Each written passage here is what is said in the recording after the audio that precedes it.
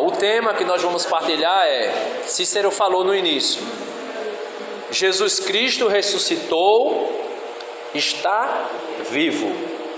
Jesus Cristo ressuscitou, está vivo. É uma ênfase, né? Jesus Cristo ressuscitou, está vivo. Então,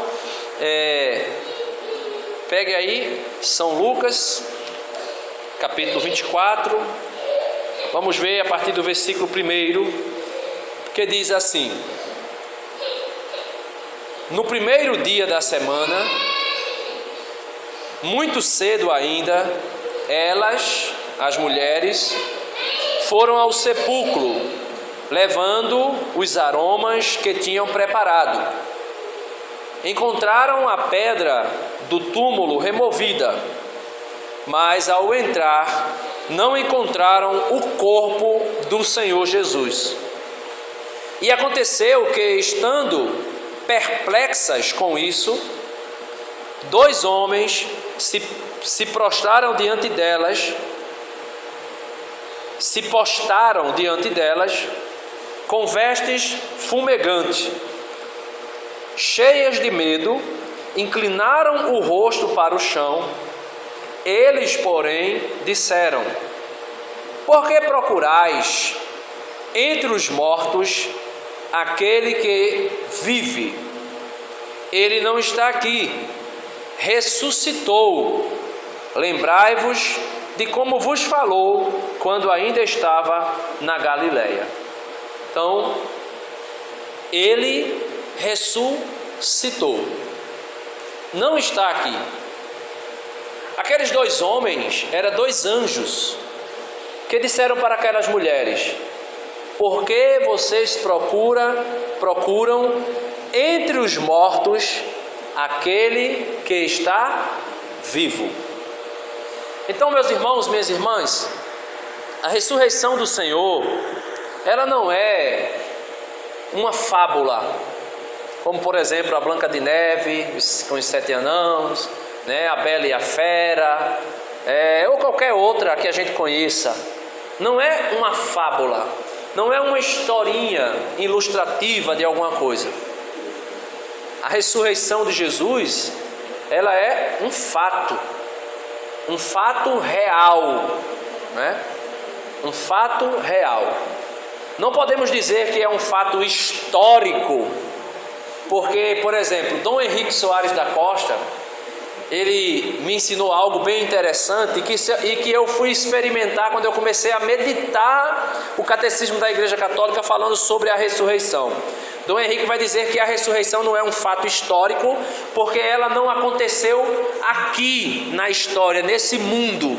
Ela aconteceu no seio da Trindade, ela aconteceu na eternidade, ela aconteceu fora do tempo. Porém, ele diz, se nós estivéssemos dentro do túmulo, no momento em que Jesus ressuscitou, nós só iríamos ver uma coisa: o esplendor da glória, aquela luz que brilha como o sol a pleno meio-dia, e iríamos ver aqueles lençóis murchar. Vocês lembram daquele filme A Paixão de Jesus Cristo segundo Mel Gibson, né? Ali que Mel Gibson narra naquele filme. Não sei se vocês conseguem perceber que na ressurreição mostra os lençóis assim murchando e de repente Jesus saindo do túmulo. Aparece até a chaga das mãos, né? Transpassado assim aparece e Jesus vai saindo do túmulo. Então as mulheres encontraram a pedra removida, mas aquela pedra não foi removida para Jesus sair. Porque depois que Jesus ressuscitou, ele não estava mais, ou melhor, o seu corpo não estava mais preso às leis naturais.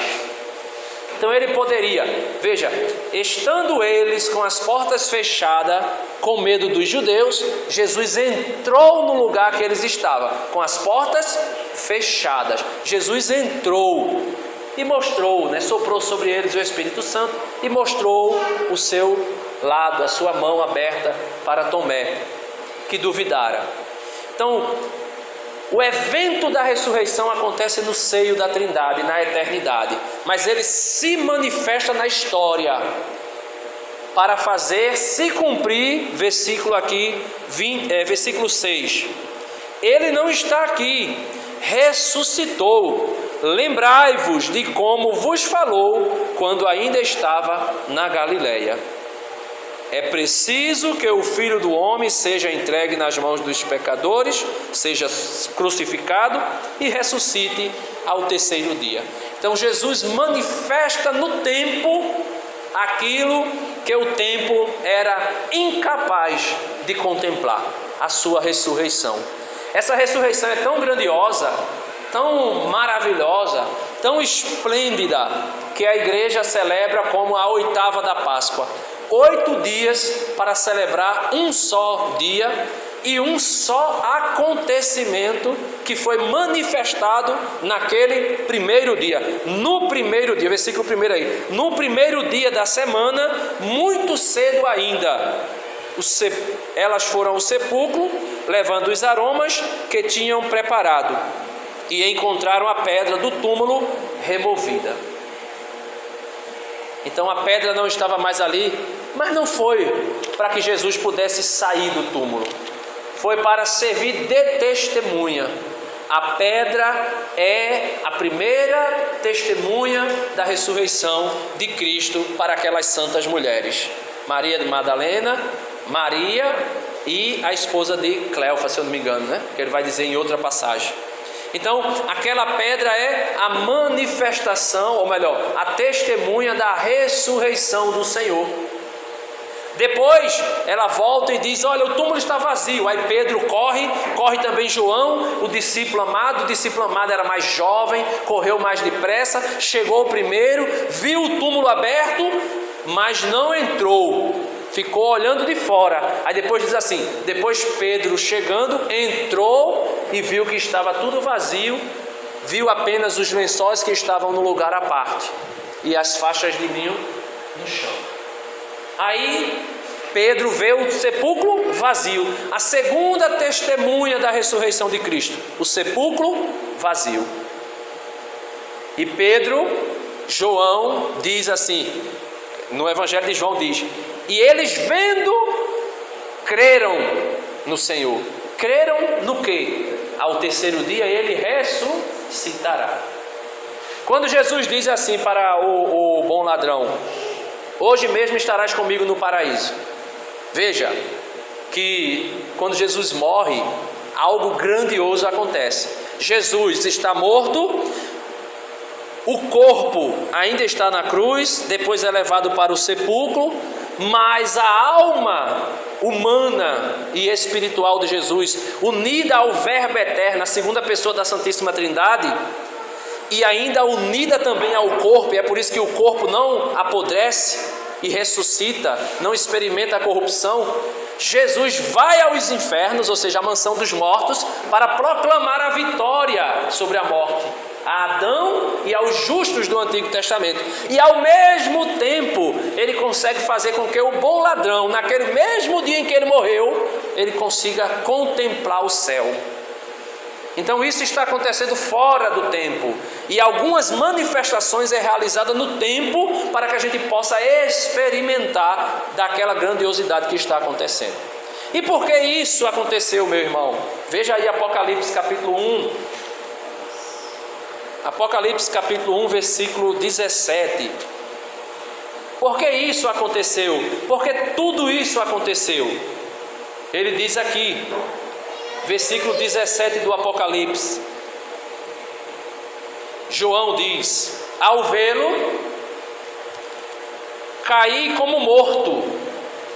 Isso aqui que João está narrando, se você ler o primeiro capítulo, veja aí, primeiro capítulo do Apocalipse, revelação de Jesus Cristo, é Jesus Cristo que revela a João, revelação de Jesus Cristo, Deus lá concedeu para que mostrasse aos seus servos as coisas que devem acontecer muito em breve.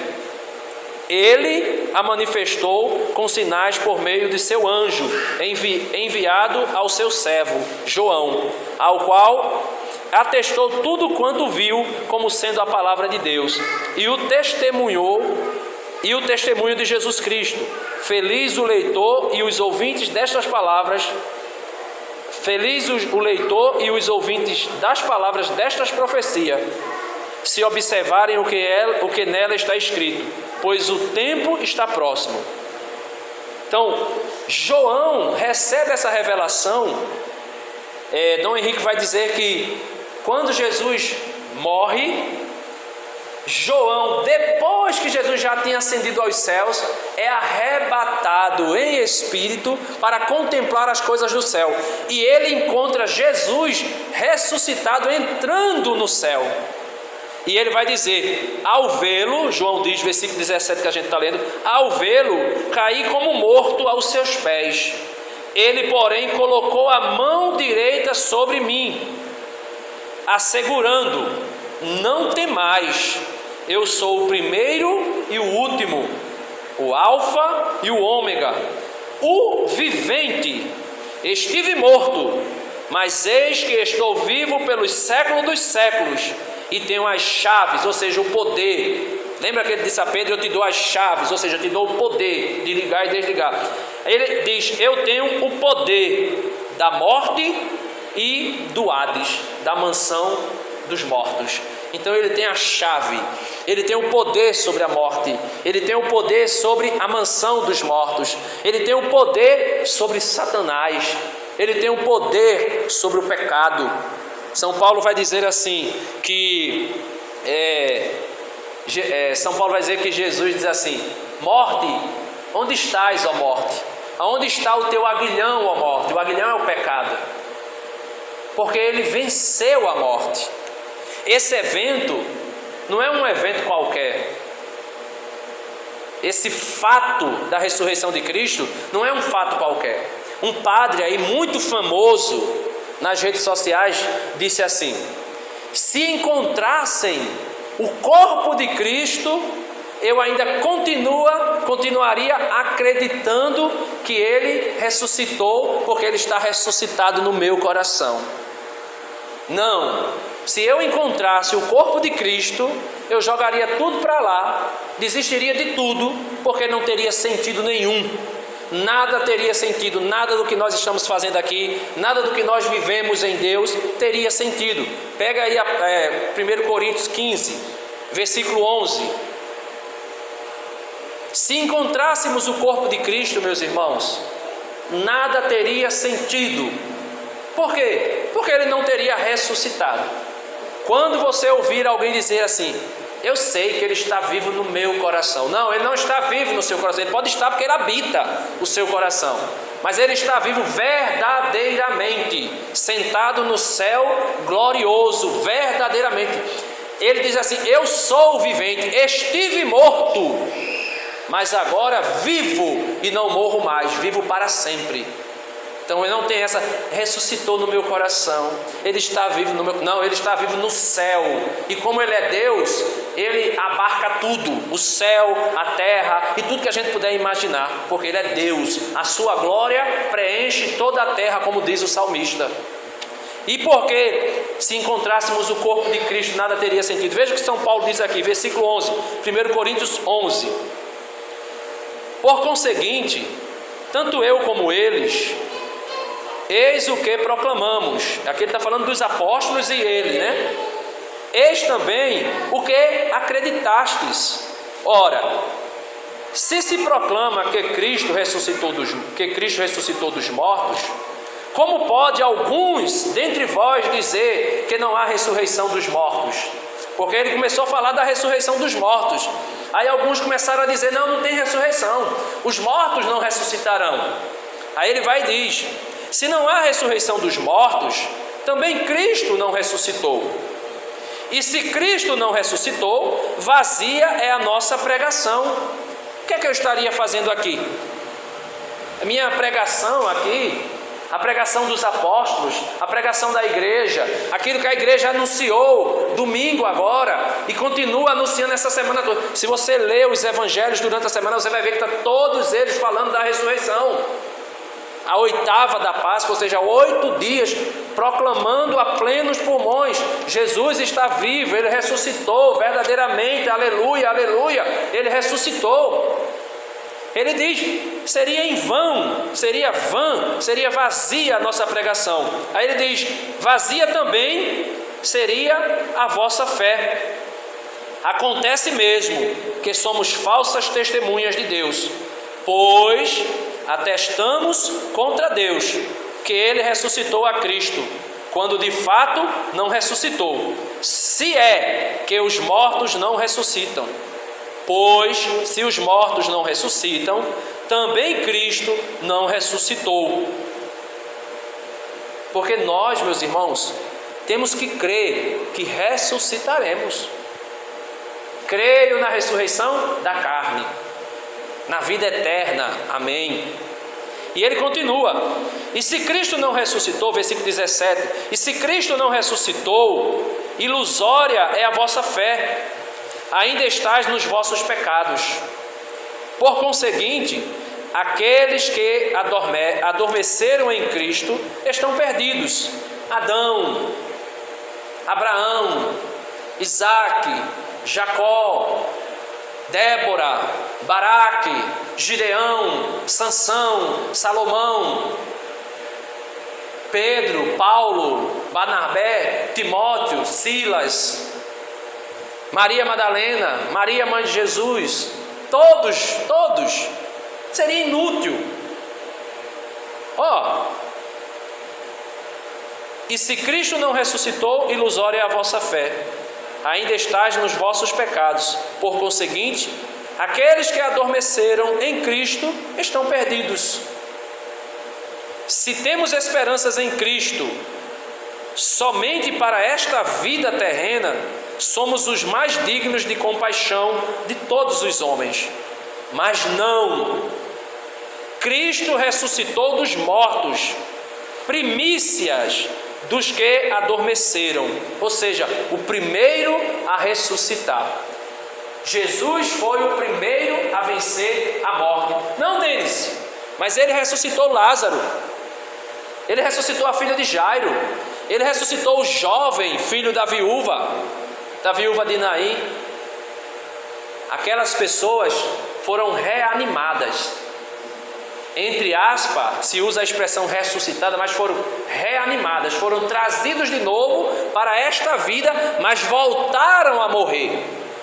Jesus não, Jesus morreu, estive morto, mas agora eu vivo para sempre. Jesus não volta a morrer.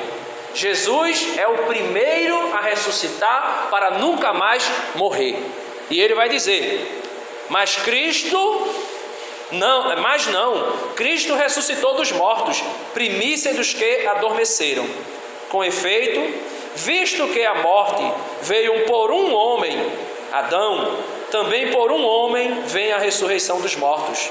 Pois assim como todos morreram em Adão, em Cristo todos receberão a vida. Cada um, porém, em sua ordem. Como primícias, Cristo.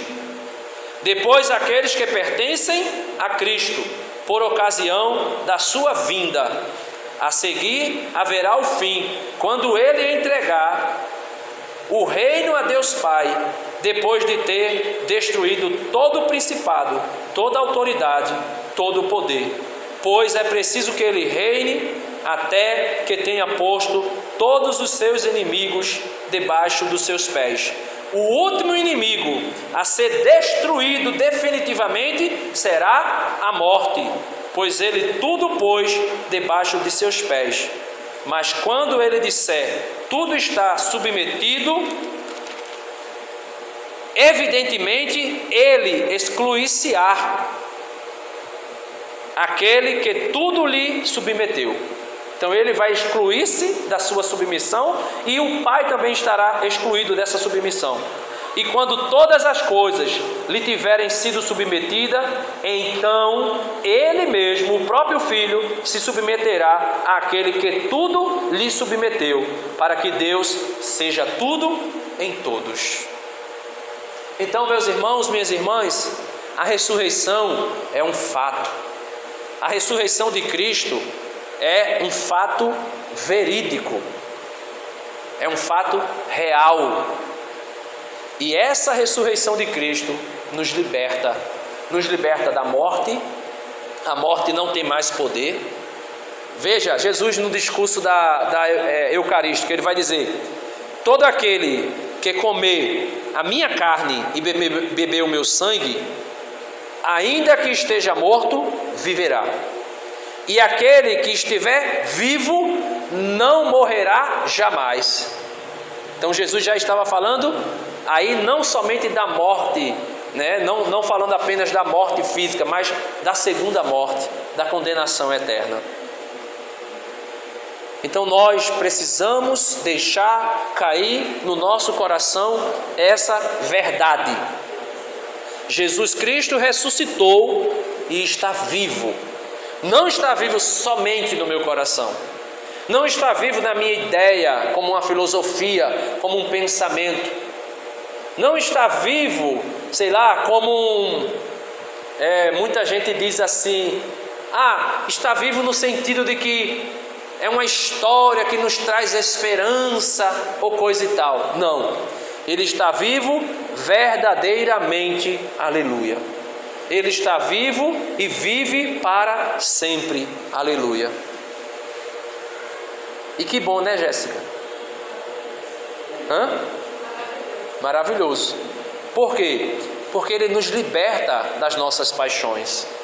Ele nos liberta da morte que nós estávamos mergulhados. Pode falar assim. O Cícero está lembrando aqui que até os soldados que guardavam o túmulo foram testemunhas. Porém, eles foram testemunhas corrompidas. Eles foram corrompidos.